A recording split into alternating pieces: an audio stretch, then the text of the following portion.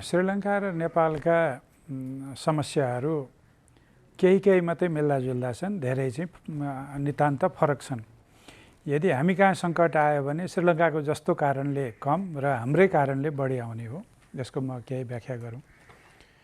श्रीलङ्काको आर्थिक सङ्कटको कारण चाहिँ अर्थव्यवस्थापनको भित्र पनि वित्त व्यवस्थापनको समस्या हो। सरकारको बजेट, सरकारका योजनाहरू, सरकारको खर्च र राजस्व प्रणालीमा आएको कमजोरी, जसको कारणले बजेट घाटा अत्यन्त धेरै हुने, कुल गास्थ उत्पादनको 10% भन्दा माथि जाने र त्यसलाई त्यो घाटा पुरा गर्नलाई विदेशी मुद्रामा अल्प अवधिको ऋण लिनुपर्ने र विदेशी मुद्रामै ऋण तिर्नुपर्ने दायित्व, त्यो पनि छोटो अवधिको सिर्जना भएको।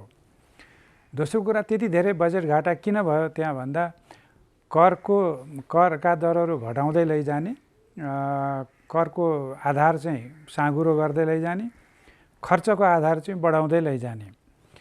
ऊ पनि अलिअलि लोक कल्याणकारी राज्यकै अवधारणामा सुरुमा त समाजवादकै बाटोमा अघि बढेको मुलुक भएर कतिपय आधारभूत कुराहरू अलि निःशुल्क, शिक्षा स्वास्थ्य निःशुल्क गर्दै लैजाउँ, दिन सकिने कुराहरू निःशुल्क लैजाउँ भन्ने अभिप्रायबाट अघि बढाएको हुनाले खर्च चाहिँ बढ्दै जाने, कुल गास्थ उत्पादनको अनुपातमा दक्षिण एसियामा अलि धेरै नै खर्च गर्ने मुलुकमा त्यो पर्ने, राजस्व चाहिँ अरू मुलुकको तुलनामा पनि कम उठाउने मुलुक पर्ने। त्यसैले त्यहाँको समस्या भनेको वित्तीय असन्तुलनबाट सुरु भएको हो आर्थिक रूपमा भन्ने हो भने।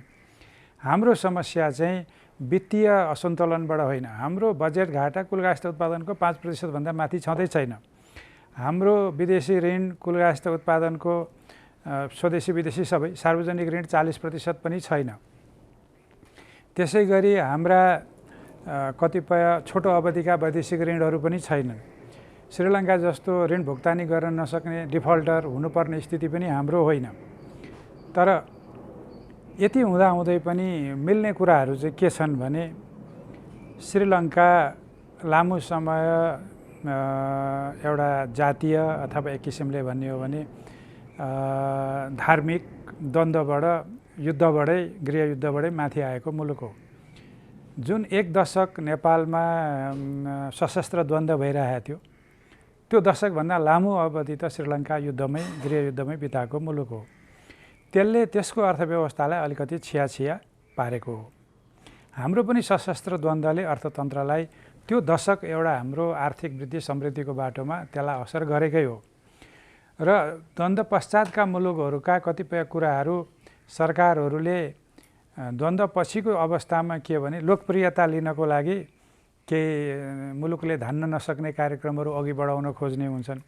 त्यो त्यहाँ पनि देखिएका हुन् र यहाँ पनि देखिएका छन्। यो हो। अर्को एउटा कुरो चाहिँ के हो भने उसको पनि विदेशी मुद्राको स्रोत केही वस्तु निर्यात त हो, तर सबैभन्दा बढी पर्यटन हो श्रीलङ्काको।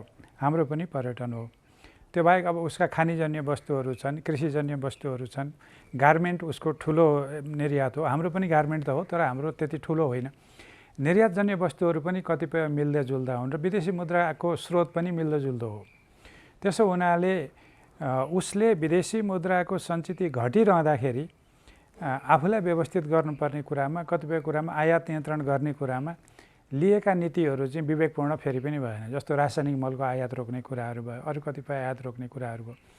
त्यसले त्यहाँको मूल्य वृद्धिलाई 8% थियो सुरुमा, हुँदै 10-11 हुँदै अहिले 30% पुर्याइदियो। हामी कहाँ चाहिँ औसत मूल्य वृद्धि साह्रै बढी भएकोमा 10-11% हो। नभए औसतमा हाम्रो 2-3 दशकको तपाईँले मूल्य वृद्धि हेर्नु हो भने औसतमा 7%, 8% मात्रै हो। त्यसो हुनाले हामी आर्थिक वृद्धि अलिक कम गरेको तर स्थिर अर्थतन्त्र हौँ। श्रीलङ्का पनि धेरै मानेमा आर्थिक वृद्धिको हिसाबले भारत या बङ्गलादेश जस्तो छिटो वृद्धि भएको मुलुक त होइन, तर उसको समष्टिगत आर्थिक परिसूचकहरू चाहिँ अलि समस्यामा हुन्। एउटा दोस्रो के हो भने युद्धरत भएको बेलामा श्रीलङ्कामा कतिपय खुला समाजका अवधारणाहरू त्यहाँनिर चाहिँ कुण्ठित थिए। स्वतन्त्र प्रेस कुण्ठित थियो, नागरिक समाज कुण्ठित थियो, कतिपय सरकारले युद्धका नाममा गरेका अव्यवस्थाहरू, भ्रष्टाचारका कुराहरू बाहिर आउन सक्ने स्थिति थिएन। त्यसैको आधारबाट चाहिँ वंशजको अथवा चाहिँ परिवारको राज्य पनि प्रणाली अगाडि बढ्यो। त्यही युद्धकै बाहनामा त्यसैको नतिजा आज आइरहेछ। हामी कहाँ जतिसुकै कुरा गरे पनि त्यो सशस्त्र द्वन्द्व पछिको अवस्थामा त्यस्तो किसिमका केही विकृतिहरू छन्, नभएका होइन, विकृतिहरू त आजभोलि पनि देखिएकै छन्। तर त्यो हदसम्मको कुनै खास एउटा परिवारले अर्थतन्त्र राज्य प्रणाली नै कब्जा गर्ने स्थिति हाम्रो बनिया छैन। त्यसो हुनाले हामीले विवेक पुर्याएनौँ भने, हामीले ढङ्ग पुर्याएनौँ भने, हामीले हाम्रा आर्थिक नीतिहरूलाई ठिक ढङ्गले चलाएनौँ भने श्रीलङ्का त के हामी योभन्दा अरू धेरै मुलुकहरू पनि सङ्कटमा परेका थिए नि, त्यहाँ पर्न सकिन्छ। तर अहिले हामीले त्यहीँ गइसक्यौँ, परिसक्यौँ भनेर जसरी केही प्रतिपक्षले त भन्नै पनि पर्यो, तर सत्तापक्षले नि भनिरहनु भएको छ, यो सन्तास फैलाउने काम चाहिँ गर्नु जरुरी छैन भन्ने मेरो कुरा। जोखिम मात्रै होइन, उच्च जोखिम भन्छु म।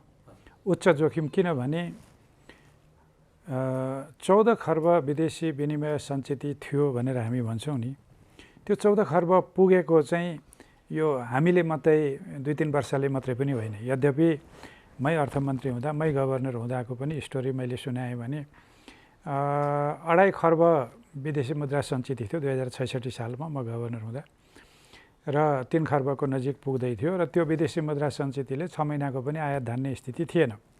त्यो 10 वर्ष, 12 वर्ष, 14 वर्षको अवधिमा त्यो 14 खर्ब पुगेको हो भने अब तपाईँले चाहिँ 12 वर्ष लाग्छ 14 खर्ब पुग्न भने 3 खर्बबाटै भनौँ न, अनि वर्षमा 3 खर्ब एकैचोटि घट्न थाल्यो भने त कति वर्ष लाग्ने रहेछ र सिद्धिन? जोखिम त हो नि। दोस्रो कुरा, हामी जुन किसिमका आर्थिक नीतिहरू अहिले अवलम्बन गर्दैछौँ र समस्यालाई हामीले जसरी नबुझे चाहिँ परिचालन गर्दैछौँ त्यसले जोखिम बढाएको हो। म उदाहरण दिन्छु। एउटा के हो भने हामीले उच्च आर्थिक वृद्धि हासिल गर्न खोजिरहँदा र त्यो उच्च आर्थिक वृद्धि चाहिँ हामी आन्तरिक रूपमा अर्थतन्त्रलाई चलायमान गराएर, वस्तु र सेवाको माग बढाएर, अनि आन्तरिक उत्पादन, आन्तरिक खपतकै लागि बढाएर जुन आर्थिक वृद्धि गर्छौँ, त्यो आर्थिक वृद्धिले निर्यात बढाएन र आयात मात्रै बढाइरह्यो भने हाम्रो व्यापार घाटा त बढिरहन्छ। र त्यो आयात धेर बढ्ने सम्भावना किन हुन्छ त भन्दा हाम्रो उत्पादनको संरचनामा आयातको अंश धेरै छ। त्यसैले तपाईँले 8% आर्थिक वृद्धि गर्छु र तपाईँले चाहिँ 20 खर्बको लगानी गर्छु, त्यसको लागि मानिलिउँ, र त्यो 20 खर्ब तपाईँ लगानी गर्नु 10 खर्ब चाहिँ आयातै गर्नुपर्छ। अब अहिले आयात 50 खर्बको नजिक अहिले के अरे आयात कति पुग्दैछ? 18 खर्ब पुगिरहेको छ। 18 खर्ब आयात पुगिरहेको छ भने तपाईँ कति बढाउन सक्नुहुन्छ? अब भने तपाईँले उच्च आर्थिक वृद्धिको लक्ष्य राखिरहँदै यसले आयातलाई पर्ने चाप, त्यसबाट विदेशी मुद्रा सञ्चितमा पर्ने चाप अनुमान गरेर आर्थिक वृद्धिको आकाङ्क्षा राख्नुपर्छ। यदि आर्थिक वृद्धि हामी धेरै माथि राख्छौँ भने शोधनान्तर स्थिति कसरी सपार्छौँ भन्ने सँगसँगै योजना हुनुपर्छ। त्यो आर्थिक वृद्धिमा आएको उत्पादन कति हामी निर्यात गर्छौँ, वस्तु कति निर्यात हुन्छ, सेवा कति निर्यात हुन्छ, विप्रेषणबाट कति पैसा आउँछ, प्रत्यक्ष विदेशी लगानीबाट कति पैसा आउँछ, विदेशी सहायताबाट कति पैसा आउँछ, त्यसको हिसाब गरेर बढेको आयातलाई धान्न सक्ने गरी विदेशी मुद्रा आर्जन हुने ठाउँ बन्छ बन्दैन, त्यसरी आर्थिक वृद्धिको लक्ष्य राख्यो भने अनि त्यो आर्थिक वृद्धिले शोधनान्तर स्थितिलाई असर गर्दैन र त्यो आर्थिक वृद्धि आन्तरिक उत्पादन वृद्धिबाट भएको रहेछ भने त्यसले मूल्य वृद्धि पनि गराउँदैन। तर तपाईँले आयातमा आधारित आर्थिक वृद्धिको कुरा गर्नुभयो भने आयात त कुनै कुनै कारणले महँगो हुन्छ, विनिमय दरको कारणले पनि महँगो हुन्छ, कहिलेकाहीँ अन्तर्राष्ट्रिय मूल्यको कारणले पनि हुन्छ, कहिलेकाहीँ ढुवानीमा पेट्रोलियम पदार्थको मूल्यको कारणले पनि हुन्छ। त्यो नहोस् भन्नको लागि हामीले चाहिँ के गर्नुपर्छ भने काहीँ न काहीँ आर्थिक स्थायित्व र आर्थिक वृद्धिको बिचको एउटा बाटो खोज्नुपर्छ। फाइन ट्युनिङ भन्छ नि, ठिक्क मिलाउने, ट्युन मिलाउने। अनि आर्थिक वृद्धि हामी आर्थिक अर्थतन्त्र शिथिल भएको बेला, आर्थिक वृद्धि कम भएको बेला हेर्नुहोस् न शोधनान्तर स्थिति कति बलियो छ। तपाईँ द्वन्द्वकालदेखि अहिलेसम्म हेर्दै जानुभयो भने त्यो देख्नुहुन्छ। जब हामी उच्च आर्थिक वृद्धिमा जान खोज्छौँ भुक्तानी सन्तुलनमा घाटा सुरु भइहाल्छ। जस्तो मै अर्थमन्त्री हुँदाखेरि 1 वर्ष त्यो दबाब भयो, हामी लगातार 3 वर्ष उच्च आर्थिक वृद्धिको बाटोमा के गएका थियौँ होइन, 73, 74, 75, 75, 76 हामी चाहिँ जुन आर्थिक वृद्धिमा गयौँ 7% को आर्थिक वृद्धिमा एउटा चाहिँ साइनिङ कन्ट्री भनेर पनि वर्ल्ड ब्याङ्कले पनि भन्यो। तर त्यसको दबाब आयातमा पर्न थालेको थियो। त्यो भएर मैले चाहिँ के भन्थेँ भने हामी यो बाटोमा निर्यात बढाउने कोसिस नगरिकन धेरै उच्च आर्थिक वृद्धिको धेरै बाटोमा जान सकिँदैन है भनेर क्रमशः आर्थिक वृद्धि दरलाई म चाहिँ मोडरेट गर्नुपर्छ। अब ओभरहिटिङ भन्छ नि, बढी तातो पार्नु भएन अर्थतन्त्रलाई भन्ने गरी जान थालेको हो। यो चाहिँ शोधनान्तर स्थिति र आर्थिक वृद्धिको कुरो हो। अब मूल्यको कुरा के हुन्छ भने तपाईँले दुई प्रकारले मूल्य बढ्ने हो। एउटा हाम्रो आन्तरिक उत्पादनको स्थिति गतिलो नहुँदैखेरि हामी मुद्रा धेरै प्रवाह गऱ्यौँ, कर्जा प्रवाह गऱ्यौँ र हामीले अर्थतन्त्रमा मौद्रिक क्षेत्रबाट धेरै माग सिर्जना गऱ्यौँ भने मूल्य बढ्ने हो। अर्को चाहिँ कुनै पनि प्रकारले उत्पादनको लागत बढ्यो भने मूल्य बढ्ने हो। हाम्रो अहिले दुईटै किसिमको दबाब छ। अहिले निर्माण सामग्रीको मूल्य 25% भन्दा माथिले बढेको छ, अझै बढ्दैछ। यातायात ढुवानी 25% भन्दा माथिले बढ्ने स्थिति छँदैछ। अनि आयातित कच्चा पदार्थ मेसिनरी सबैको चाहिँ विनिमय दरको पनि कारणले ढुवानी र अन्तर्राष्ट्रिय मूल्यको कारणले पनि बढ्दैछ। रासायनिक मलको भाउ बढ्दैछ, त्यो पनि पाइरहेको छैन। यो सबै कृषि र औद्योगिक उत्पादनमा त यसको असर त पर्छ। आफै लागतबाट यो मूल्य वृद्धिमा दबाब पर्छ। दोस्रोतर्फ हामी सजिलो गरी पैसा पाउने 7% 8% ब्याज दरमा पैसा पाउने त गऱ्यौँ विगतमा। त्यति मात्रै होइन, अब कर्जालाई त हामीले असीमित रूपमा कोभिडको पछि चाहिँ लैजाऊ, जति लगे पनि लैजाऊ भने चाहिँ गरेर 30% कर्जा विस्तार हुन दियौँ। त्यो कर्जाले उत्पादन वृद्धि गरेन, उपभोगलाई मात्रै जोड गर्यो, जसको कारणले आयात बढ्यो, जसको कारणले आन्तरिक उपभोग मात्रै बढ्यो। त्यस कारणले मूल्यमा मागबाट पनि चाप परेको हो।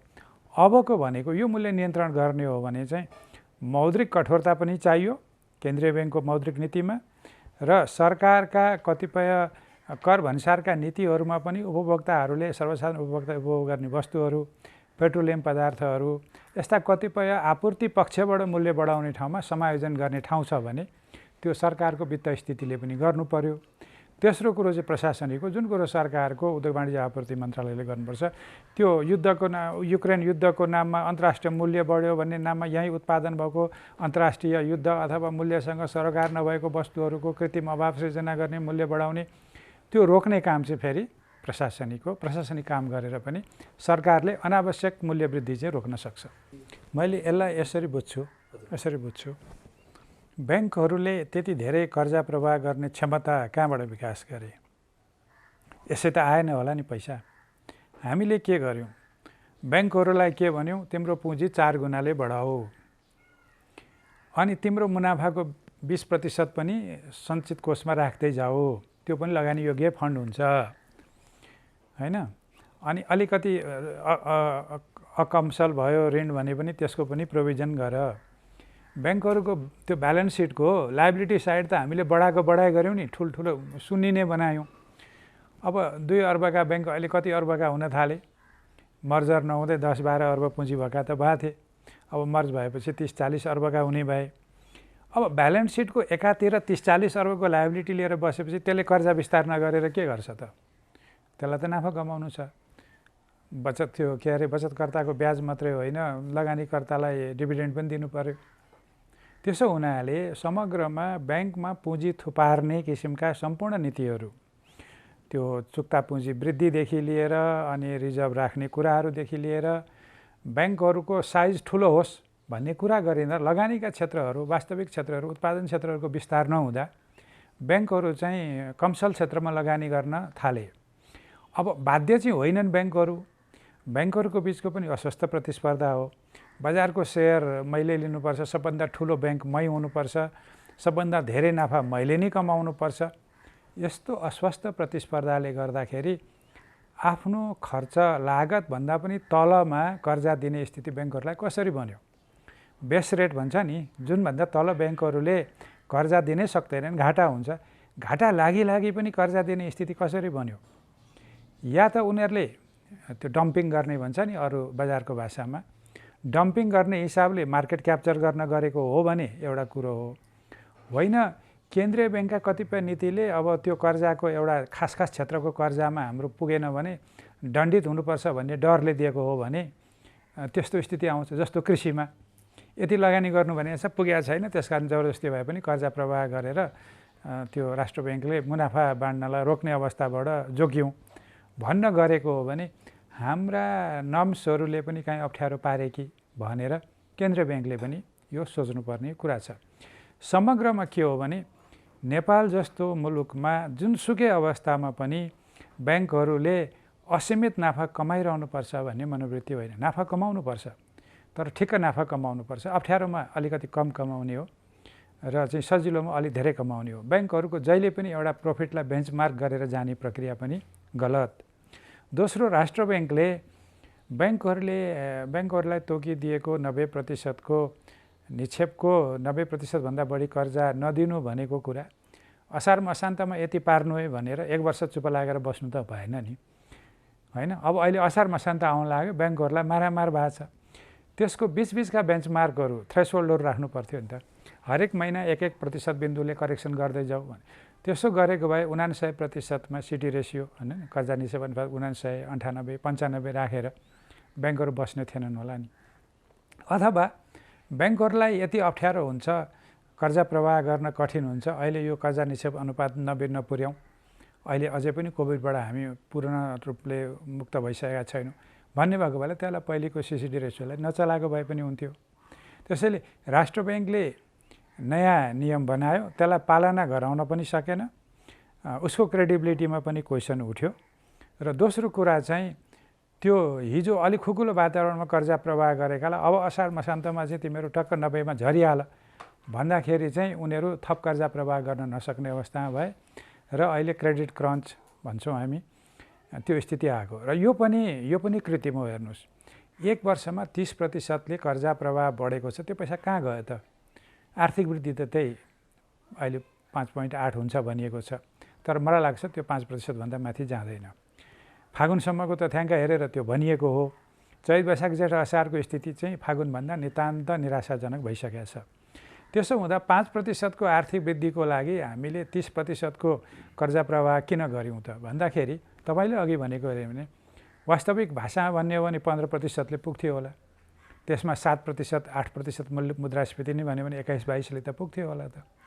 किन हामी त्यति धेरै हुन गयो भन्दा कर्जा प्रवाहलाई सस्तो ब्याजमा असीमित कर्जा प्रवाह हुने छुटले पनि अलिकति अनावश्यक रूपमा आयात बढ्ने, त्यसले विदेशी मुद्रा सञ्चितमा चाप पार्ने। र त्यति मात्रै होइन, विदेशी मुद्रा सञ्चित चाहिँ अलिअलि तलमाथि हुनु चाहिँ सामान्य कुरो हो, तर चालु खाता घाटा हाम्रो कुल गास्थ उत्पादनको 5%, 6% भन्दा माथि जाँदा अलिकति चासो हुन्छ क्या नीति निर्मातालाई। 8% भएपछि त्यो चाहिँ त्यो खतराको तह भन्छ नि, नदीको पानी बहाव बढ्दाखेरि त्यो रातो रातो रेड लाइनमा आइसकेका हुन्छ। हामी त 12% पुग्यौँ चालु खाता घाटा, अब त्यो अझै 13-14 पुग्ला वर्षान्तमा। त्यसो हुनाले त्यहाँनिर चालु खाता घाटा त्यसरी बढ्न थाल्दाखेरि हामीले आयातमा कहाँनिर व्यवस्थित गर्नुपर्छ भनेर डे 1बाट मौद्रिक नीति ल्याउँदैखेरि मार्जिन दरमा के गर्नुपर्थ्यो, ब्याज दरमा के गर्नुपर्थ्यो, अथवा अरू कतिपय कुराहरू अर्थ मन्त्रालयले भन्सार करका विषयमा के गर्नुपर्थ्यो त्यो गर्नुपर्थ्यो। उहाँहरू बिचको समन्वय नभएको र एकरो दबाब मात्रै, ब्याज दर तल राख्नु नचलाउनु भन्ने दबाब मात्रै केन्द्रीय ब्याङ्कले भोग्नु परेको भन्ने सुन्नमा आएको छ। त्यस्तो कुराहरू नगरेको भए कर्जाको प्रवाह कम हुन्थ्यो, आयात पनि कम हुन्थ्यो, चालु खाता घाटा अलिक कम हुन्थ्यो। अनि आयातलाई धेरै अन्डर इन्भोइस गरेर आयात गरिरहँदा पनि त्यत्रो वृद्धि भएको छ। वास्तविक मूल्यमा आयात भएको भए त अझ बढी हुन्थ्यो होला। त्यो अन्डर इन्भोइस भएको आयातको कारणले त्यो बाँकी आयातलाई पुरा गर्न हुन्डी चलेको छ। त्यो हुन्डीको कारणले रेमिटेन्स औपचारिक च्यानलमा आएको छैन, जसको कारणले ब्याङ्किङ क्षेत्रमा निक्षेप भने जति बढेको छैन। तर पनि के हो भने निक्षेप बढ्छ कम हुन्छ भन्ने कुरा त ब्याङ्करले पनि अनुमान गर्नुपर्छ नि। सबै कुरालाई नियमित यही भइरहन्छ अनि म पनि बढाइरहँ भन्ने एक किसिमको 6 महिना अगाडिको परिदृश्य पनि नदेख्ने ब्याङ्कहरू पनि त्यतिकै जिम्मेवार छन्। केन्द्रीय ब्याङ्कको आफ्नो म्यान्डेट हुन्छ, त्यो भनेको उसले मूल्य स्थायित्व कायम गर्नै पर्यो, बाह्य विदेशी मुद्रा सञ्चित कायम राख्नलाई स्वतन्त्र स्थिति ठिक राख्नै पर्यो, समग्र वित्तीय प्रणालीमा स्थायित्व राख्नै पर्यो र सम्पत्ति शुद्धिकरण सम्बन्धी कतिपय काममा उसले पनि हेर्नु पर्यो अहिलेको अवस्थामा। तर त्यति उसले गरिरहँदाखेरि सरकारको चाहिँ भूमिका के हुन्छ त भन्दाखेरि आयात चाहिँ न्यून विवेकीकरण भएको छ भन्यो भने केन्द्रीय ब्याङ्कले एलसी त हेरिदिन्छ, तर भन्सारले पनि त हेर्नु पर्यो नि कतिमा त्यो इम्पोर्ट भइराखेको छ, त्यसको ट्रान्जेक्सन भ्यालु कति राखेर ल्याएको छ, त्यो भन्सारको पनि काम हुन्छ होला। अनि त्यस्तो कारोबारलाई चाहिँ हुन्डी मार्फत फेसिलिटेट गर्ने व्यापारीहरूलाई कारबाही गर्ने अधिकार त फेरि गृह मन्त्रालय पनि त सक्रिय हुनुपर्ने होला। बजारमा विकृतिहरू आइरहेको छन् भन्ने कुरा हेर्ने काम त उद्योग वाणिज्य आपूर्ति मन्त्रालयको होला। सेयर बजारका कतिपय समस्याहरूसँग सम्बन्धित पनि समस्याहरू छन् अहिले, त्यो कुरा हेर्ने त धितोपत्र बोर्डले होला। यो सबै कुराको समन्वय होस् र ब्याङ्किङ क्षेत्र र गैर ब्याङ्किङ क्षेत्रको बिचमा साधन स्रोतको विचलन नहोस् भन्नको लागि अर्थ मन्त्रालयमै वित्तीय क्षेत्र समन्वय समिति भन्ने गठन भएको छ। त्यसको नियमित बैठक म अर्थमन्त्री हुँदा गर्थेँ। म गभर्नर हुँदा पनि अर्थमन्त्रीले बोलाउँथे, म जान्थेँ र त्यहाँ बसेर छलफल गर्ने हो र कहाँ समस्या छन् संयुक्त रूपमा कसले के गर्ने भएर कार्यविभाजन गरेर निर्णय गर्ने हो। अब अहिले उहाँहरूको बिचमा संवाद, छलफल, परामर्श कम भएको हो कि या चाहिँ अब दबाबमै काम गराउने प्रवृत्ति विकास भएको हो कि त्यसले गर्दाखेरि पूर्ण रूपमा समझदारी विकास हुन नसकेको र प्राविधिक रूपमा काम गर्ने निकायले राजनीतिक रूपमा काम गर्नेहरूलाई कन्भिन्स गर्न नसकेको हो कि भन्ने जस्तो स्थिति देखिन्छ। अब अनुत्पादक उत्पादक भन्ने कुरालाई यसरी हेरौँ। कतिपय क्षेत्रहरू औपचारिक कारोबारमा आयो भने अनुत्पादकै क्षेत्र भए पनि त्यसबाट कारोबार भएको पैसा त ब्याङ्कमा आउँछ नि। यहाँ त हाम्रो समस्या के हो भने ब्याङ्कबाट औपचारिक रूपमा कर्जा प्रवाह हुन्छ, प्रवाह भएको कर्जाको त्यसको चाहिँ निक्षेपमा त्यो फर्केर आएन क्या। त्यो अनुत्पादक क्षेत्र जुन क्षेत्रबाट कर्जा गएको पैसा गई भयो, त्यो कहाँ गयो? सरकारले र राष्ट्र ब्याङ्कले नै एलसीको माध्यमबाट भन्सार तिरेर ल्याएका सामानहरू चोरी निकासी हुँदा त एउटा पैसा त हरायो त्यहाँ, होइन? म 1 खर्बभन्दा बढी त त्यतै हरायो भन्छु। दोस्रो चाहिँ एउटा नीतिको कारणले जुन मैले नै सुरु गराएको हुँ, कृषि ऊर्जा जस्तो क्षेत्रमा यो चाहिँ ब्याङ्कहरूले आफ्नो लगानीको 10% लगानी गरून् भनेको थियो। त्यो एक ठाउँ राखिदिएको थियो। अब पछि कृषिमा मात्रै 12, 14, 15% पुर्याउने कुरा गरिरहँदा अब अहिले 15% पुर्याउनु पर्ने भयो यदि ब्याङ्कहरूले भने वित्तीय क्षेत्रले र ब्याङ्कको लगानी मानिलिनुहोस् चाहिँ सम्पूर्ण लगानी 50 खर्ब हुने स्थिति बन्यो भने अनि कति लगानी गर्नु पर्यो? 7.5 खर्ब त कृषिमा लगानी गर्नु पर्यो, व्यावसायिक कृषिमा। 7.5 खर्ब व्यावसायिक कृषिमा लगानी गर्नको लागि व्यवसाय को तयार छ भन्दाखेरि त सबै जमिन किन्न लाने भए, उद्योग गर्नेले पनि जमिन किन्ने लाने भयो, अनि पर्यटनमा पनि जमिनै लाने भयो, कृषि गर्नेले त झन् जमिनै भन्ने भयो र जमिनको कारोबार चाहिँ 20औं खर्बको भयो यो बिचमा भन्ने मेरो अनुमान हो। त्यसरी भएको कारोबार चाहिँ मालपोतले निर्धारण गरेको मूल्यमा मात्रै कारोबार हुँदा बाँकी पैसा कर नतिरेको र त्यो चाहिँ अवैधानिक रकम हुन थाल्यो। त्यो ब्याङ्किङ प्रणालीमा आएन र निक्षेपबाट गएको पैसा कर्जाबाट प्रवाह भइरहँदा फर्केर फेरि निक्षेप सिर्जना हुने काम भएन र ब्याङ्कहरूमा निक्षेपको वृद्धि कम भयो र मुख्य यसको कल्प्रिट एउटा घर जग्गाको कारोबार रह्यो भन्ने एउटा हो। दोस्रो चाहिँ अहिलेको डिजिटल एसेटहरूमा जुन लगानी छ त्यो कुनै न कुनै प्रकारले मानिसहरूले अनलाइन अरू कुनै माध्यमबाट पनि गर्ने र पैसा जाने, कुनै न कुनै रूपमा कर्जा लिने, अनि त्यो सायद सेयर बजारमा गरेको लगानीलाई पनि विचलन गराउने, डिजिटल एसेटमा गरेको लगानी पनि विचलन गराउने, अघि निर्यात अनधिकृत भने जस्तो यो पनि, र महँगो जग्गामा घर जग्गा बेचेर, महँगो मूल्यमा घर जग्गा बेचेर जब मानिसहरूले पैसा चाहिँ विदेश पठाउन थाले अलिकति समस्या यो पनि बढ्या हो। त्यो चाहिँ कसरी पनि हुन्छ भने नेपालमा भन्दा युएसएमा कमसेकम घर जग्गा यति महँगो छैन, अनि त्यहाँ स्थायी बसोबास गर्न चाहनेहरूले जानेहरूले अब औपचारिकबाट त पैसा त लान पाउँदैन। तर धेरै त्यो पावर अफ एटर्नी गराउन आउँथे मका राजदूत हुँदाखेरि, त्यो वारिसनामा गराउन आउनेले घर जग्गा बेच्ने भन्थे। नेपालमा भाउ बढेको बेला त्यो सङ्ख्या बढी हुन्छ। त्यो पैसा त यसै अमेरिका त जाँदैन। अब हाम्रो कर्तव्य के हुन्छ भने वारिसनामा त गरिदिनै पर्यो, अनि उहीँ लगानी गर्ने हो, उहीँ अर्को जग्गा किन्ने हो भन्थे, तर पैसा त हुन्डीबाटै जाने हो, त्यो अनुमान गर्न सकिन्छ। यसरी पनि धेरै ठुलो रकम विदेश गयो र हरायो।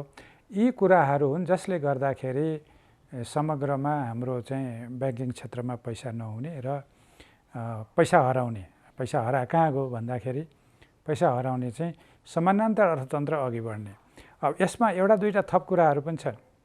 यसो नभएको भए, समानान्तर अर्थतन्त्रका प्रयास नभएको भए अर्थमन्त्रीले बजेटबाटै यहाँ लगानी गऱ्यो भने स्रोत खोज्दिन भनेर किन भन्नु पर्थ्यो? होइन, यहाँ लगानी गर्दा यो हुन्छ भनेर छुटहरू किन दिँदै हिँड्नु पर्थ्यो? यो कुराहरूले के सङ्केत गर्छ त भन्दाखेरि काहीँ त्यही धनलाई चाहिँ शुद्धिकरण गरिदिनको लागि पो यो भएको हो कि भन्ने शङ्का पनि त्यसले उत्पन्न गरेको छ। हेर्नुहोस्, फेरि अर्थमन्त्री स्वयंले, तत्कालीन अर्थमन्त्री स्वयंले स्वीकारेको कुरा हो। सिरानी मुनिका पैसा छन् भनेर निकाल्छु पनि भने हो। सिरानी मुनि कसले पुर्याएको हो, कुन नीतिमा भएको विकृतिले पुर्याएको हो, त्यसको पनि जवाफ त दिनु पर्थ्यो नि त। त्यो कुरा पनि हो। हेर्नुहोस्, यस्तो हुन्छ, व्यवसायीहरूले क्रोनी क्यापिटलिजम भन्छौँ नि हामी, त्यो आसेपासे पुँजीवाद भन्छन् अहिले, त्यो व्यवसायीहरूको राजनीतिक सम्पर्क सम्बन्ध हुन्छ। उनीहरू चन्दादाता पनि हुन्छन्, उनीहरूले चाहिँ पार्टीहरूलाई सहयोग पनि गरेका हुन्छन् र पार्टीहरूलाई पनि यो दबाब हुन्छ। यो सैद्धान्तिक विषय हो। राजनीतिज्ञहरू कहिलेकाहीँ त्यस्तोमा बहकिन पनि बेर लाउँदैनन्। तर ब्युरोक्रेसी भनेको चाहिँ, कर्मचारी तन्त्र भनेको चाहिँ यस्तो हो जो सधैँ स्वच्छ, अनुशासित र कर्तव्यपरायण हुने र यस्ता कुनै प्रलोभनमा नपर्ने अनुमान गरिन्छ। राजनीतिक तहमा सबै बैमान हुन्छन् भन्ने कुरा होइन। राजनीतिक तहमा कोही बैमान हुन खोज्यो भने कर्मचारी तन्त्रले त्यसलाई रोक्न सक्नुपर्छ। कर्मचारीहरू कोही भ्रष्टाचारी हुन खोजेका छन् र सङ्केत पायो भने राजनीतिज्ञले स्वच्छता प्रदर्शन गरेर त्यसलाई रोक्न सक्नुपर्छ। यो चेक एन्ड ब्यालेन्सको कुरा हो। जब कर्मचारी र राजनीतिज्ञहरू जो एउटा निर्णय गर्ने ठाउँमा एकै ठाउँ छन्, जब उनीहरूको कुरा मिल्छ, त्यसपछि बिचौलियाले खेल्ने ठाउँ पाउँछन्, अनि त्यसपछि दलालहरूले खेल्ने ठाउँ पाउँछन्, त्यसपछि कर प्रणाली, राजस्व प्रणाली, अनुदान प्रणाली, छुट दिने सबै कुराहरूमा कुन व्यवसायलाई लाभ हुँदैछ त्यसको अनुहार प्रष्ट देखिने वातावरण बन्छ। त्यसो हुनाले मेरो कुरा चाहिँ के हो भने, यो जुन बेला मानिसहरूलाई, पार्टीहरूलाई फन्ड कलेक्सन गर्ने दबाब हुन्छ, खास गरी निर्वाचन आउने बेलामा, र जुन बेला कर्मचारी तन्त्र सर्वथा कमजोर हुन्छ र जुन बेला राजनीतिक नेतृत्वमा बसेका मानिसहरूले आफ्नो स्वच्छता र आफ्नो त्यो किसिमको इन्टिग्रिटी भन्छौँ नि हामी, होइन, त्यो गुमाउँछ, त्यो बेला हुने कुरा हुन्। अहिले त्यही कुरा मैले देखिरहेको छु। अहिलेको स्थिति त्यही नै हो। यो एउटा व्यक्ति अर्थमन्त्रीले मात्रै चाहेर यस्ता कुरा हुँदैनन्। त्यो भनेको समग्र प्रणालीलाई नै काहीँ न काहीँ प्रभावित हुने गरी काम भएका कुराहरू हुनुपर्छ। विवादहरू, बहसहरू कहिलेकाहीँ तपाईँले राम्रो नीतिगत निर्णय गर्दा पनि हुन्छन्। समग्रमा जनतालाई बुझाउन सकिएन भने पनि हुने कुरा हो। त्यसमा चाहिँ संसदमा जब खास गरी कर प्रस्तावहरू संसदमा जब जान्छन्, संसदलाई शङ्का लाग्यो भने उसले छानबिन गरेर हेर्नुपर्छ। संसदीय समितिहरूले, संसदले आफैले पनि छानबिन समिति बनाएर जसरी अहिले गरिरहेछ त्यो गरेर हेर्न सक्छ। मन्त्रीहरू संसदप्रति जवाफदेही हुन्छन्, जिम्मेवार हुन्छन्। त मन्त्रीहरू जिम्मेवार भइरहँदाखेरि उनीहरूले संसदलाई त्यो कन्भिन्स गर्न सक्नुपर्छ। पहिलो कुरा त्यो अल्पमत बहुमतको कुरो होइन, त्यहाँ नैतिकताको कुरा हुन्छ। बहुमतले पेलेर पास गर्ने भन्ने कुरा पनि हुँदैन। त्यो बहुमतकै सरकारले पनि नैतिक दायित्व त बोक्नै पर्छ नि। त्यसो हुन्छ। त्यसो हुनाले कुनै विषयमा कुरा उठ्यो भने त्यसको बारेमा यो लोकतन्त्र हो। यहाँ दण्डहीनता कसैलाई पनि हुँदैन। विवाद आएको छ भने छानबिन हुनुपर्छ। र मैले आफूले अर्थमन्त्री हुँदा के भनेको थिएँ, यसमा संसदले छानबिन गरोस्, म दोषी रहेछु भने म कारबाहीको भागी हुन्छु। र मैले त के पनि भनेको थिएँ भने, मन्त्री भइरहँदा भने मन्त्री छोडेपछि पनि आजीवन म मेरा निर्णयको जिम्मेवारी मैले लिन्छु भनेको थिएँ। त्यही अपेक्षा मभन्दा पछिका अर्थमन्त्रीबाट मैले गर्ने हो। मैले त गर्ने त्यही हो नि। त्यसो हुनाले जब अहिलेको अर्थमन्त्रीमा विवाद उठ्यो भनिसकेपछि, सुरुमै उठ्यो भनेपछि उहाँले राजीनामा नगरे पनि संसदबाटै छानबिन गरेर त्यो टुङ्गियाको भए पनि हुन्थ्यो। तर बजेट पास हुने प्रक्रियामा आएपछि यो फुटेजको कारणले यो भयो। यो त अलिकति ढिलो भयो।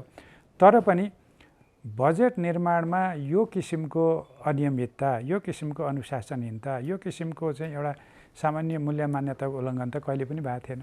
अब हामीलाई प्राप्त जानकारी अनुसार त बाह्य प्रभाव देखिएकै हो। अब प्रमाण भेटिएला नभेटिएला छानबिन समितिले हेर्ला नहेर्ला, तर एउटा कुरो त के प्रश्न छ भने यो व्यक्तिहरू यति रकममा लाभान्वित भए भनेर त व्यापारीहरूले नि हिसाबै निकालेर हिँडेका छन् नि त। दोस्रो कुरा, व्यवसायीहरूले सडकमै कालो झन्डा कालो तुल लिएर कर प्रणालीको विरुद्धमा सडकमै उत्रेको सङ्गठनले तपाईँले पनि लामै पत्रकारिता गर्नुभएको होला, अहिलेसम्म सुन्नुभयो हो र? कुनै अर्थमन्त्रीको बेलामा पनि विवाद भएको थियो, तर यो किसिमको त कहिले पनि सुन्नु परेको थिएन नि। त्यसो भएको हुनाले केही न केही आर्थिक अनुशासन तोडिएको अवस्था हो। त्यस कारणले यसको संसदीय छानबिन पनि बनेको होला। मलाई लाग्छ अब योभन्दा उता जानु परेन, किनभने संसदीय समितिले हेर्छ होला। तर दुईवटा कुराले अर्थमन्त्रीलाई विवादमा पार्न खोजिन्छ। करले मात्रै पनि होइन, अर्को कुरा के कारणले पनि भन्न सकिन्छ, छुट दिने कुराहरूले, अनुदान दिने कुराहरूले। अहिलेको बजेटको इस्युमा खालि यो कुनै व्यापारीलाई मिल्ने गरी कर छुट दियो भन्ने कुरा पनि होइन। अनुदानका कुराहरू हेर्नुहोस् न, 8% निर्यात अनुदान कस्तो उद्योगलाई दिइरहेका छौँ हामीले, जसले त्यति मूल्य वृद्धि पनि गर्दैन। हामी कस्ता उद्योगलाई चाहिँ लामो समयसम्म आयकर छुट दिने कुरा गरेका छौँ, कस्ता ऊर्जा उद्योगलाई चाहिँ आयकर छुट दिने कुरा गरिरहेका छौँ। यो सबै हेरिरहँदाखेरि के छ भने यो सामान्य भन्सार दरहरूको मात्रै कुरा होइन, आयकरको पनि कुरा हो। यो भनेको अरू पनि अनुदानको पनि कुरा हो। भएको बेलामा भीएटीको लामो समयदेखि झन्डै 1 दशक चलेको छुटलाई आउने बित्तिकै पहिलो बजेटबाटै हटाइदिनु भएको थियो नि, होइन? त्यस्तो त अब धेरै गरियो, त्यसले दुश्मनी धेरै पनि त कमाइयो नि। पछि जति अफवाहहरू आए त्यसको पछाडि पनि केही कारणहरू छन्। दुईवटा कुरा हो, तिनवटा कुरा। एउटा कुरा के थियो भने भीएटीको छुट हटाउँदाखेरि वर्षको 5-6 अर्ब राजस्व जाँदो रहेछ, त्यो फिर्ता हुने भयो हाम्रो ढुकुटीमा। दोस्रो कुरा, महत्त्वपूर्ण कुरा, यो कर फर्स्युट आयोग चाहिँ अलिकति पैसा चाहिने भयो कि कर फर्स्युट आयोग गठन गर्ने चलन रहेछ विगतमा। अनि मैले यसो हेरेँ, कर फर्स्युट आयोग गर्ने, अनि आफ्ना मान्छे आयोगमा राख्ने, अनि सबै माफी मिना गर्ने र लिइदिने। त्यो कुरालाई चाहिँ मैले कर फर्स्युट आयोग चाहिँ खारेज गरिदिएँ, दोस्रो कुरा। तेस्रो कुरा के गरेँ भने यो आयकर तिर्ने ठाउँमा एउटा विवरण, ब्याङ्कमा अर्को विवरण। ब्याङ्कमा नाफा देखाएर बढी ऋण लिने, करमा चाहिँ घाटा देखाएर कर नतिर्ने। त्यो चाहिँ ऋण लिँदाखेरि करको विवरण चाहिँ अनिवार्य रूपमा हेर्नु है भन्ने चलन चलाइदिएपछि धेरैले त्यो चाहिँ ठ्याक्कै घाँटी समाए जस्तो भयो र चाहिँ त्यो अनावश्यक रूपमा ब्याङ्कलाई जोखिममा पार्ने गरी कर्जा उपयोग गर्ने स्थिति बनेन। यो कुरा चाहिँ अति नै महत्त्वपूर्ण। चौथो कुरा, अलि बढी विवाद भएको, छलफल भएको चाहिँ भ्याटमा दर्ता हुने कुरा। अब 20 लाखभन्दा बढीको कारोबारहरू प्रायः सबै भ्याटमा आउनुपर्छ भनेर थ्रेसोल्ड राखियो। कतिपयलाई थ्रेसोल्ड राखिएको छैन, 0 जति आम्दानी भए पनि हरेक महिना भ्याटको विवरण दिनुपर्छ भनेर। प्रोफेसनलहरूलाई भ्याटको दायरामा ल्याउनु पर्यो, थ्रेसोल्ड नराखौँ भन्ने हुँदाखेरि डाक्टर, इन्जिनियर, वकिल, चार्ट एकाउन्टेन्टहरू अलिकति दबाबमा पर्नुभयो। अब अरूले चाहिँ मान्नुभयो, वकिलहरूले मान्नु भएन, त्यो चाहिँ सकिएन। अब वकिलहरूको कुरा पनि के रहेछ भने अब उहाँहरू कोही सांसद हुनुहुन्छ, कोही नन प्र्याक्टिसिङ हुनुहुन्छ। ए बाबा, हामी प्र्याक्टिसै गर्दैनौँ, हामी वकिल छौँ, भ्याटमा अनिवार्य दर्ता गरेर हरेक महिना विवरण बुझाउन किन जाउँ भन्ने 20-40 जना सांसदै हुनुभयो। यस्तो व्यावहारिक कठिनाइ पनि पर्दो रहेछ। तर एउटा कुरो के हो भने भ्याटमा आउने कुरा, प्यानमा आउने कुराले अहिले म अर्थमन्त्री हुँदाखेरि मलाई लाग्छ 12-13 लाख पनि प्यानमा थिएनन्। अहिले 40 लाख पुग्यो भन्ने सुन्दैछु नि, त्यो त बढ्यो नि त। त्यसै गरी आयकरको प्रणालीलाई अलिकति प्रगतिशील बनाएको कारणले माथिल्लो आय वर्गकोले बढी कर तिर्ने स्थिति बन्यो। तर अब अहिले आएर आम्दानी बढाउने ठाउँ छैन, यता पनि छुट उता पनि छुट, कर्मचारीको तलब पनि बढाइदिएछ, त्यही बेलामा आयकरको स्ल्याब पनि बढाइदिएछ, दोहोरो नाफा। यो पारिश्रमिक आयवालाहरूलाई त लाभ भयो नि त।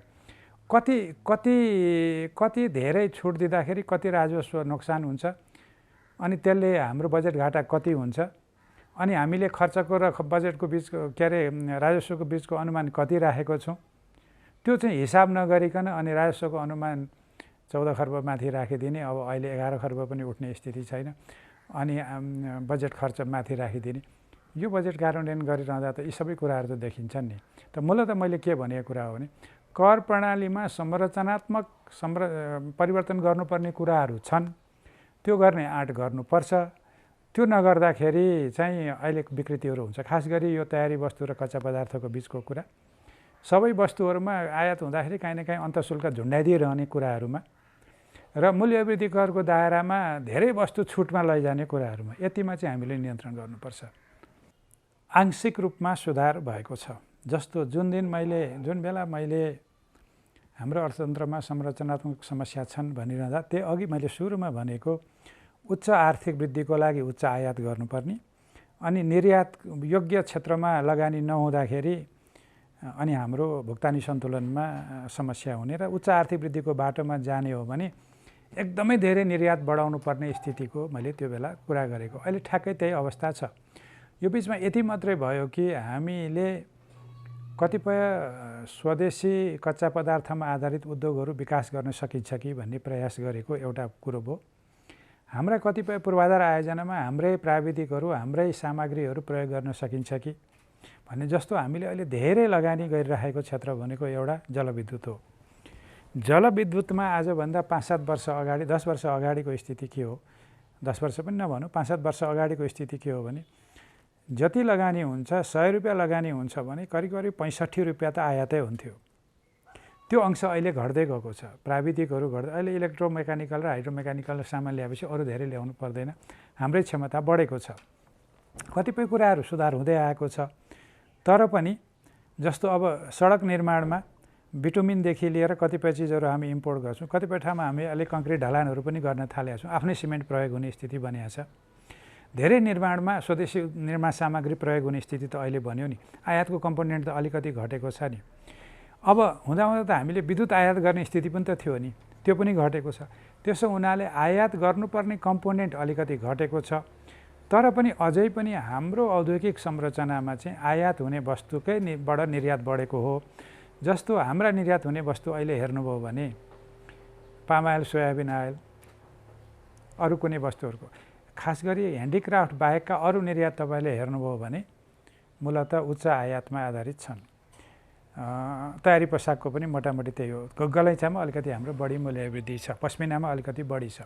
त्यसो हुनाले मुख्य कुरो के हो भने संरचनात्मक परिवर्तन भनेको निर्यात हुने वस्तुहरूको अधिकांश यसको पृष्ठपोषण चाहिँ कच्चा पदार्थ आफ्नैबाट हुनु पर्यो र निर्यात हुने वस्तु मात्रै होइन सेवाहरूमा पनि त्यो इम्पोर्टको कन्टेन्ट कम हुनु पर्यो। जस्तो पर्यटनमा अहिले बिस्तारै आन्तरिक वस्तुहरूको खपत पर्यटनमा बढाउँदै लैजान थालिएको छ। त्यो राम्रो पनि छ तर पर्याप्त छैन।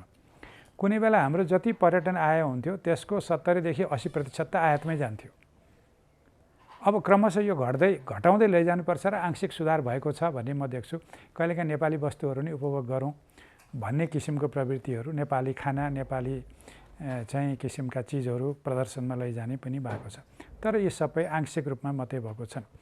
जबसम्म हामी हाम्रै कच्चा पदार्थमा आधारित वस्तु निर्यात, हाम्रै वस्तु र हाम्रै सेवामा आधारित पर्यटन सेवा र हाम्रै आन्तरिक मल बिउमा आधारित कृषि पनि धेरै चाहिँ इम्पोर्टमै छ अहिले, त्यो विकास गर्न सक्यौँ तबसम्म यो संरचनात्मक समस्या रहिरहन्छ। र दोस्रो कुरा के हो भने आन्तरिक माग बढाएर आर्थिक वृद्धि गरिरहन्छु भन्यो भने त्यो लामो समय धान्न सकिँदैन। निर्यात नबढाइकन निर्यातलाई उल्लेख्य रूपमा आयातको कमसेकम आधा हुने स्थितिमा नपुर्याउन्जेलसम्म 20 खर्ब आयात हुँदैछ भने 10 खर्ब निर्यात हुने स्थिति नपुर्याउन्जेलसम्म हामीले 8% कि 7% को आर्थिक वृद्धिको कुरा गर्दा पनि त्यो आर्थिक वृद्धि हासिल गर्दा भुक्तानी सन्तुलनमा चोट पर्छ। अहिलेको यो संरचनात्मक समस्या छ भनेको चाहिँ एउटा त्यो दोस्रो पनि कारण छ। दोस्रो कारण के हो भने हाम्रा कतिपय आर्थिक नीतिहरू भारतसँग समायोजन भएर जानुपर्छ। भारतका आर्थिक नीतिको कारणले, भारतका विनिमय नीतिको कारणले, भारतका कर नीतिको कारणले हामीले कतिपय कुराहरू समायोजन गर्दै जानुपर्ने हुन्छ। हामीले पूर्ण रूपमा स्वतन्त्र आर्थिक नीति कायम गर्नको लागि हाम्रा व्यापार सन्धिहरू 1950 का सन्धिहरू कतिपय सन्धिहरू बाधक छन्। जस्तो कृषिमा हामीले अहिले संरक्षण दिनु पर्नु सक्दैनौँ नि, त्यो सन्धिले रोक्छ नि त हामीलाई। अहिले त्यो कृषि सुधार शुल्क त हटाउनु पर्ने बाध्यता छ। त्यहीसँग सम्बन्धित हामी साफ्टाको मेम्बर भएको छौँ, WTOको मेम्बर भएको छौँ। त्यसबाट हाम्रा बाइन्डिङ रेटहरूको कारणले पनि त हामी भन्सार बढाउन सक्दैनौँ अनि अन्तशुल्क लगाएर काउन्टर भेलिङ ड्युटी लगाएर कर प्रणालीलाई विकृत गर्नुपर्ने कारण पनि त त्यो भएको छ नि। त्यसो कारणले यो दुईटा कारणले अलिकति हाम्रो संरचनात्मक समस्या छ भनेको। तेस्रो कारण चाहिँ तपाईँले रेमिटेन्सबारे सोध्नु भएको छ नि, म अलिकति सुरु गर्छु। यो रेमिटेन्सले ल्याउने संरचनात्मक समस्या मूलतः उपभोगमै जाने हो। त्यो किनभने निम्न र निम्न मध्यमवर्गीयका मान्छेहरू यो खास गरी कम सिप भएको काममा जाने हुन्। उनीहरूको बचत धेरै हुने होइन। उनीहरूले थोरै पैसा यहाँ पठाउँछन्, पठाएको पैसा उपभोगमै जाने हो।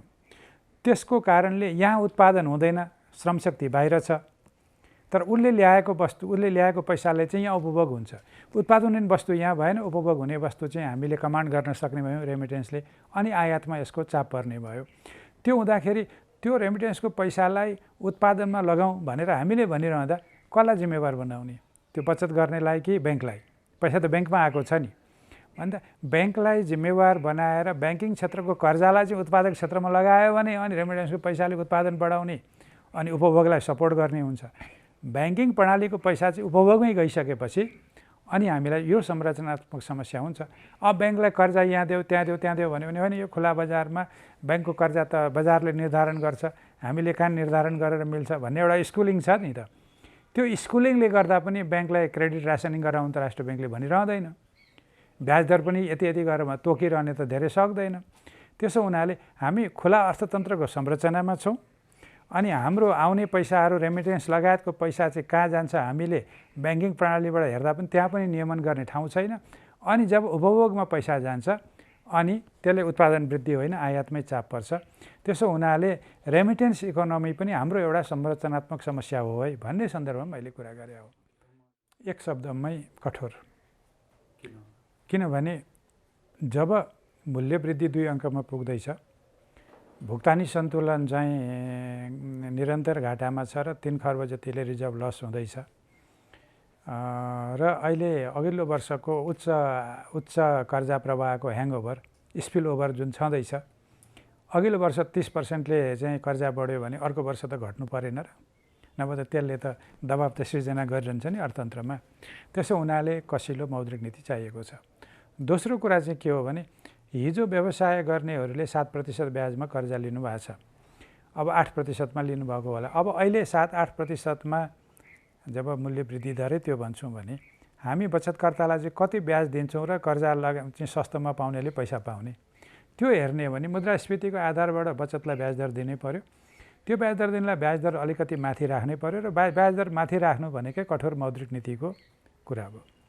तेस्रो कुरा, कोभिडको समयमा राष्ट्र ब्याङ्कले धेरै पुनर्कर्जाको सुविधा दिएको छ, स्थायी तरलता सुविधा दिएको छ, अनि ऋणको प्रोभिजनिङ पनि नगरे पनि हुन्छ, 1-2 वर्ष चाहिँ तिम्रो लोन चाहिँ करेन्ट भइरहन्छ पनि भनिदिएको छ, कर्जा निक्षेप अनुपात पनि माथि हुन्जेल पनि भइरहेछ।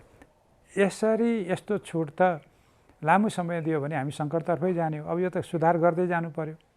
ब्याङ्कहरूलाई चाहिँ हिजो प्रोभिजनिङमा दिएको छुट पनि त कठोर गर्नै पर्यो।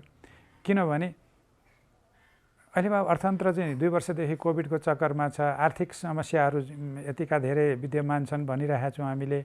उद्योगहरू पूर्ण क्षमतामा चलेका छैन भनिरहेका छौँ, पर्यटन राम्रो क्षमतामा चलेका छैन भनेका छौँ, ब्याङ्कको ऋण उठाएको छैन भनेर हामी भनिरहेका छौँ। ब्याङ्कको चाहिँ निष्क्रिय कर्जा चाहिँ उनीहरूको कर्जाको 1%को हाराहारीमा छ। कसले पत्याउँछ यो? त्यो त बिस्तारै त सही मूल्याङ्कन त हुन थाल्नु पर्यो नि। अनि त्यो हुँदा केन्द्रीय ब्याङ्कले प्रोभिजनिङको नियम बनाउनु पर्ला, नयाँ कर्जाको पनि यो सिटी रेसियोलाई पनि फेरि व्यवस्थित गर्नु पर्ला। अब 90% भनेको यो कुनै पनि प्रुडेन्ट भन्छौँ हामी, यो विवेकपूर्ण यो रेसियो नै होइन, त्यसलाई मिलाउनु पर्ला। अनि ओभरहिटेड अघिल्लो वर्ष चाहिँ बढी तातेको अर्थतन्त्रलाई, वित्तीय बजारलाई अलिक कुलडाउन पनि गर्नुपर्ने होला। त्यति नगरे फेरि त्यो शोधनान्तरको पहिरो गइराख्ने होला।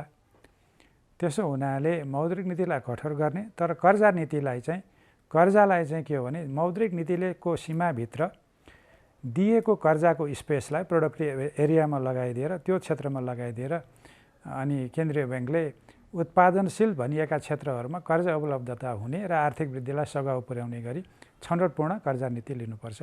मौद्रिक नीति र कर्जा नीतिको फरक भनेको पनि यही हो। मौद्रिक नीतिले मूलतः ब्यालेन्स सिटको लायबिलिटी साइड व्यवस्थापन गर्छ, कर्जा नीतिले एसेट साइडमा। त्यो लायबिलिटी साइडतिर म्यानेज गरिरहँदा लायबिलिटी अलिक घटाएको छ भने एसेट पनि अलिकति घट्छ, अलिक टाइट हुन्छ, तर एसेटको क्वालिटी चेन्ज गर्न सकिन्छ। त्यसमा कर्जाको गुणस्तर चेन्ज गर्ने र त्यो कर्जा चाहिँ राज्यले चाहेको उत्पादनलाई सहयोग गर्ने र उपभोगलाई निरुत्साहित गर्ने क्षेत्रमा लगाउनुपर्छ। त्यस्तो मौद्रिक नीति ल्याउने ठाउँ पनि छ, ल्याउन पनि सकिन्छ र त्यसरी नै जानुपर्छ भन्ने मलाई लाग्छ। कहिलेकाहीँ हामीले नि जटिल बनायौँ।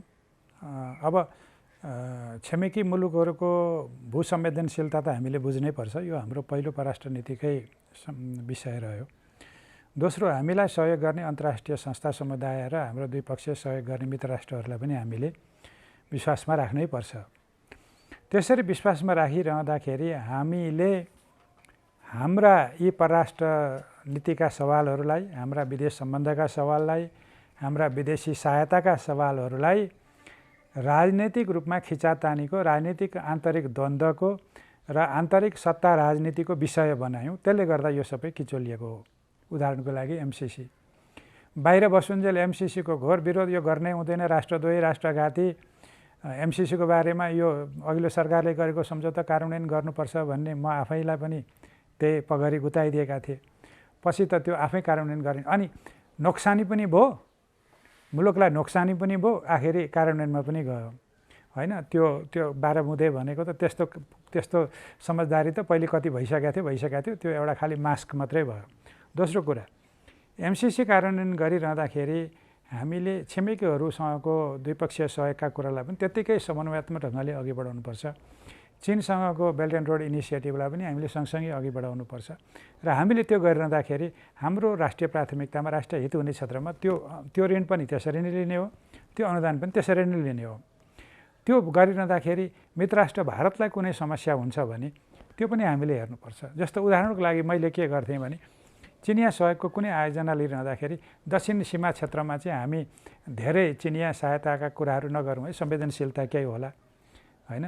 रेलकै कुरा गर्दा, सडककै कुरा गर्दा, ठेकापटकै कुरा गर्दाखेरि उनीहरूको संवेदनशीलता छ भने बुझिदिनुपर्छ भन्ने, त्यति कुरा चाहिँ हामीले छिमेकीहरूको सम्बन्ध, त्यो संवेदनशीलतालाई बुझेर हामीले सहयोग सबैबाट लिने हो, तर राष्ट्रिय हित, राष्ट्रिय प्राथमिकतामा लिने हो।